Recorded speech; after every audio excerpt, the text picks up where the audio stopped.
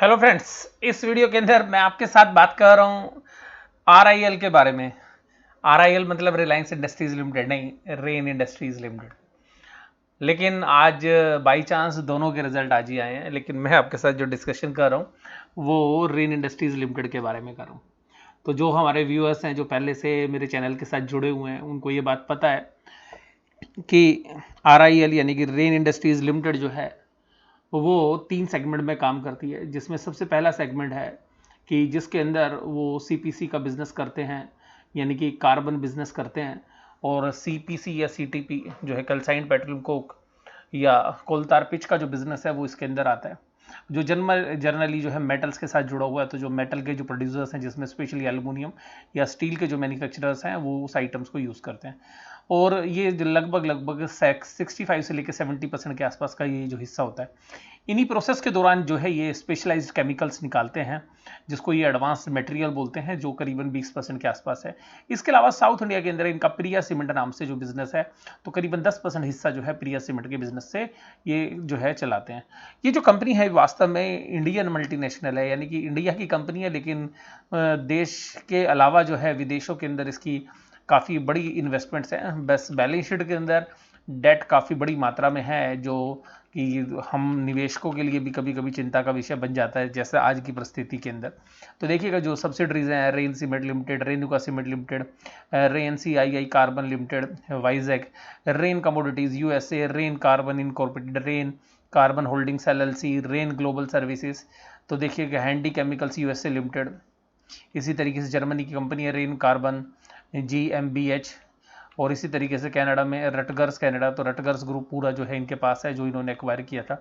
तो यहाँ पे देखिएगा इसके साथ साथ जो है इनके रिजल्ट्स, अब रिजल्ट जो है वास्तव में केवल लॉकडाउन ने इनकी कमर तोड़ी ऐसा नहीं है, इसकी इनकी कमर जो है कोविड ने भी तोड़ी है। तो अल्टीमेटली जो कोविड प्लस लॉकडाउन, देखिए कोविड का तो एक असर है ही, क्योंकि इंटरनेशनली ऑपरेट करते तो इंटरनेशनल भी इनके काफ़ी ज़बरदस्त रेवेन्यूज़ हैं। तो वहाँ पर भी जो अगर इंडस्ट्रियल स्लो डाउन अगर पूरे वर्ल्ड के अंदर देखने के लिए मिलेगा, तो अल्टीमेटली इनके प्रोडक्ट के ऊपर भी जो है जायज़ है। लेकिन जो सीमेंट बिजनेस है वो वास्तव में, क्योंकि डोमेस्टिक बिजनेस है, वो पूरा का पूरा जो है लॉकडाउन की वजह से अफेक्ट होता हुआ नजर आया।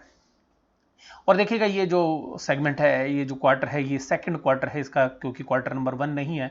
और इसके बारे में देखिएगा मैंने पहले भी आपको जो है अपनी जो पिछली वीडियोस, जो भी मैंने 2 वीडियो रेन की जो है शेयर की हैं आपके साथ पिछले समय अंतराल के दौरान, उसके अंदर मैंने आपके साथ बात भी की थी। और मैंने उनके जो है एनुअल रिपोर्ट का रेफरेंस लेते हुए भी कहा था कि देखिएगा मैनेजमेंट भी मानती है कि जो सेकंड क्वार्टर है वो वीक रहेगा। और देखिएगा कुछ हद तक मुझे ऐसा लगता है कि थर्ड क्वार्टर में भी जो है इंप्रूवमेंट की सुधार जो है हमें नहीं लग रहा है, यानी कि जो इंप्रूवमेंट्स है या जो सुधार है वो हमें शायद इतना नज़र नहीं आ रहा, लेकिन इतना बुरा नहीं होगा वो क्वार्टर। देखिएगा यहाँ पे भी इस बुरे क्वार्टर के अंदर भी इन्होंने प्रॉफिट मेंटेन किया, ये सबसे खास बात है। तो देखिएगा अब इसका रिजल्ट एनालिसिस करें हम तो, क्योंकि मैंने समरी आपको पहले ही दे दी है। तो सबसे पहली बात है कि रेवेन्यू फ्रॉम ऑपरेशंस यानी कि जो बिजनेस था वो 33,415 करोड़ जो है, सॉरी 3341 करोड़ का जो है बिजनेस था। क्योंकि ये मिलियंस के अंदर फिगर्स हैं, तो 3341 का बिजनेस था पिछले साल, क्योंकि मैं इसको ईयर ऑन ईयर इवेल्युएट करूंगा बजाय कि Q1Q। तो देखिएगा जहां पर देखिएगा ये 23 जो है 60 का, आप देखिएगा क्या चेंज आया, 33% बिजनेस खत्म, 33% बिजनेस खत्म, सेल खत्म। और देखिए ये कंपनी हाई लीवरेज बिजनेस के अंदर है। हाई लीवरेज का मतलब है कि जहां पर उधारी का पैसा ज्यादा हो या फिक्स्ड नेचर के खर्चे बहुत हो। तो क्योंकि ये कैपिटल इंटेंसिव बिजनेस है, लेकिन इसके बिजनेस में बहुत सारा जो पैसा है वो उधार का है, तो इंटरेस्ट एक बर्डन है। सेकंड जो ऑपरेटिंग एक्सपेंसेस हैं, जैसे कि स्टाफ की सैलरीज या रेंट, वो भी एक बहुत बड़ा मेजर पोर्शन है। कंपनी अगर अच्छा करे तो भी और कम खराब करे तो भी वो जो खर्चे जो है फिक्स नेचर के हैं वो देने ही पड़ते हैं। अगर ऑपरेटिंग से रिलेटेड खर्चों के साथ अगर हम रिस्क को एनालिसिस करते हैं, उसको हम ऑपरेटिंग लीवरेज बोलते हैं। और जो अगर पैसा उधार लिया हुआ है, ब्याज के पैसे की बात करते हैं, तो हम उसको फाइनेंशियल लीवरेज कहते हैं। तो इस तरीके की जो कंपनियां हैं वो इस बार जो है रिस्क के अंदर ज़्यादा थी, कोविड की वजह से भी और लॉकडाउन की वजह से भी। रीज़न ये था कि ये जो कंपनी है दोनों के अंदर जो है इसकी लीवरेज पोजीशन ज़्यादा है, यानी कि फिक्स नेचर के खर्चे भी ज़्यादा हैं और साथ साथ उधारी भी ज़्यादा है। और प्रॉब्लम एक दूसरे फ्रंट पे आ गई कि ये जो बीमारी है ये इंटरनेशनली है। अगर ये इंडिया में होती या खाली यूएसए के अंदर होती है, जर्मनी में होती, तो इनको इतना बड़ा पेन नहीं होता। तो देखिएगा पूरे वर्ल्ड के अंदर जो है इंडस्ट्रियलाइजेशन की जो एक्टिविटीज़ हैं वो लोअर पेस पे काम कर रही हैं, तो अल्टीमेटली जो है इनको भी उसका इम्पैक्ट आना स्वाभाविक था। तो अब देखिएगा इसके साथ जो है कॉस्ट ऑफ मटेरियल जो कंज्यूम्ड है वो भी सब्सटेंशियली रिड्यूस हुआ है। तो यहाँ पे देखिएगा 12,695, तो क्रूड ऑयल के प्राइसेस नीचे थे, तो जो इनको कच्चा माल चाहिए यानी कि ग्रीन पेट्रोलियम कोक वो भी इनको नीचे के रेट पे मिलता है, लेकिन उसके ऊपर भी देखिए गवर्नमेंट ने बैन लगा रखे हैं।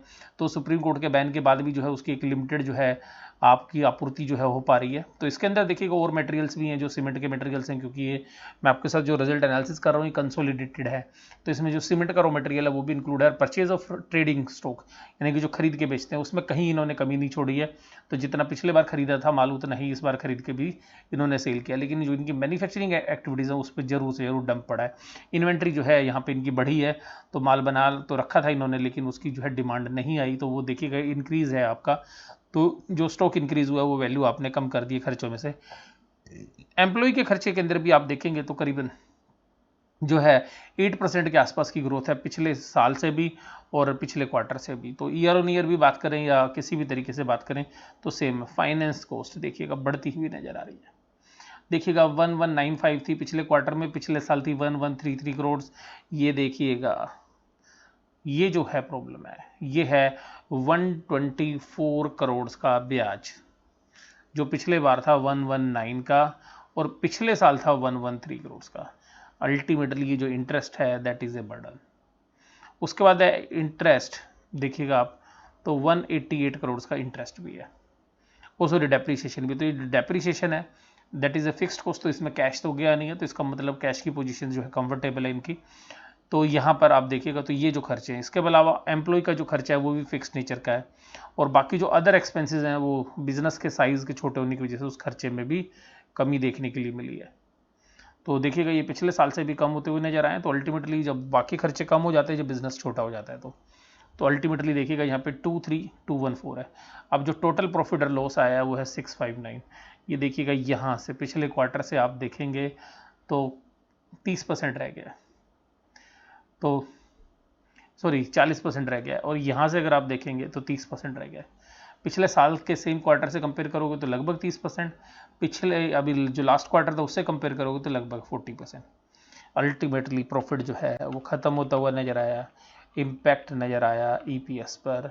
और ईपीएस पिछले क्वार्टर में 3 रुपये 17 पैसे थी, यहाँ पर घटकर 0.79 हो गई है। उससे पिछले बार 3.74 थी, ये घटकर 0.79 है।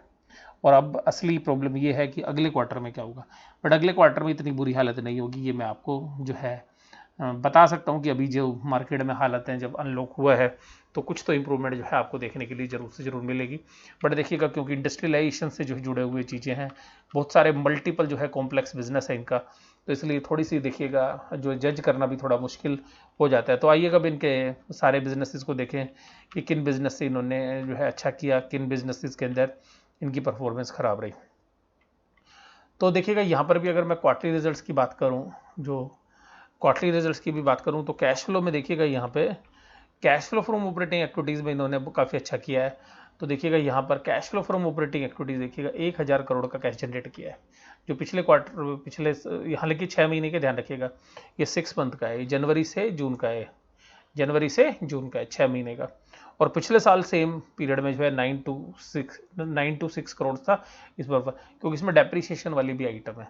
तो अल्टीमेटली हमें जो कैश की पोजीशन है उसके बाद देखिएगा इन्होंने इन्वेस्टमेंट भी काफ़ी की है, 711 करोड़ रुपए की जो है नई इन्वेस्टमेंट भी इन्होंने की है, और जो कॉर्पोरेट डिपॉजिट्स वगैरह है उसमें भी पैसा डाला है इन्होंने।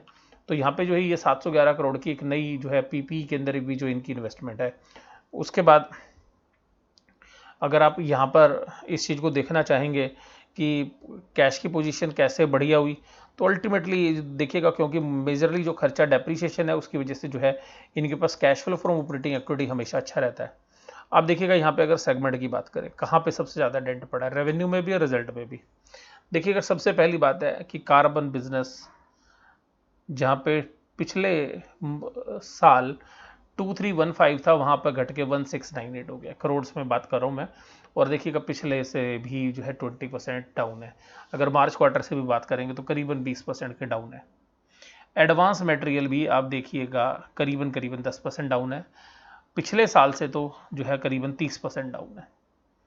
सीमेंट का बिजनेस जो है करीबन 15% डाउन है पिछले क्वार्टर से, और पिछले साल से अगर बात करोगे तो 20% डाउन है। तो अल्टीमेटली सेल पर इम्पैक्ट है। ये लॉकडाउन का जो असर है वो सीमेंट के ऊपर है सबसे ज़्यादा, राइट। और क्योंकि बाकी भी इंडस्ट्री बंद रही जहाँ पर ये सीपीसी या सीपीटी देते हैं, तो सीटीपी देते हैं, तो वो भी जो है प्रॉब्लम थी वहाँ पे। तो अल्टीमेटली जो है हमारी जो गवर्नमेंट ने जो लॉकडाउन का फैसला लिया तो उसका खामियाजा इनको भी भुगतना पड़ा।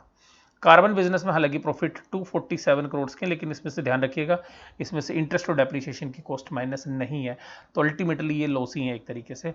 और ये 80 करोड़ का एडवांस मटेरियल है और 38 करोड़ का जो है प्रॉफिट्स है सीमेंट में। लेकिन अगर आप यहाँ पे इंटरेस्ट निकालेंगे तो देखिएगा इंटरेस्ट की जो कॉस्ट है, सॉरी डेप्रिसिएशन की कॉस्ट है 188 करोड़ है। उसी तरीके से फाइनेंस की कॉस्ट 124 करोड़ है। तो प्रॉफिट तो कुल मिला के 65 करोड़ ही है। तो अल्टीमेटली जो है सीमेंट में ही थोड़ा बचे हैं आप, क्योंकि जो मोस्टली जो खर्चे हैं वो यहाँ से राइट ऑफ हो रहे हैं। तो मेजर जो पोर्शन है खर्चों का वो कार्बन में है, कार्बन से रिलेटेड है। जो लोन भी है वो जनरली फाइनेंस की जो एक्टिविटी है वो भी अल्टीमेटली जो है कार्बन बिजनेस के लिए ही जो है ली हुई है ज़्यादातर, बजाय कि सीमेंट बिजनेस में उधारी जो है कम लगी हुई है। तो अब देखिएगा इन एनालिसिस के बाद हमें ये बात तो पता चल गई कि बिज़नेस में क्या इम्पैक्ट जो है आए हैं। अगर हम स्टैंड अलोन भी देखेंगे तो भी स्टैंड अलोन में भी आपको बात पता चलेगी कि ईपीएस जो है नहीं है, नेगेटिव रिटर्न्स है, नेगेटिव लॉस है। तो यहाँ पर देखिएगा मैं आपको साथ एक ही बात कहूँगा कि ये एक लॉन्ग टर्म का स्टॉक है और ये साइक्लिकल बिजनेस से जुड़ा हुआ है। तो जब साइकिल रिवाइज होगी तब इसमें मल्टीपल जो है ऑप्शंस होती हैं, बहुत पोटेंशियल होता है इस तरीके के शेयर्स में, और जो रिटर्न्स होती है वो मल्टीफोल्ड होती है। यही लीवरेज का जो है इम्पैक्ट होता है। आपको बस मैं अपना एनालिसिस यहीं पे ख़त्म कर रहा हूँ। आपको एनालिसिस कैसा लगा जरूर से जरूर आप मुझे कमेंट बॉक्स में बताइएगा। वीडियो देखने के लिए धन्यवाद। Thank you very much.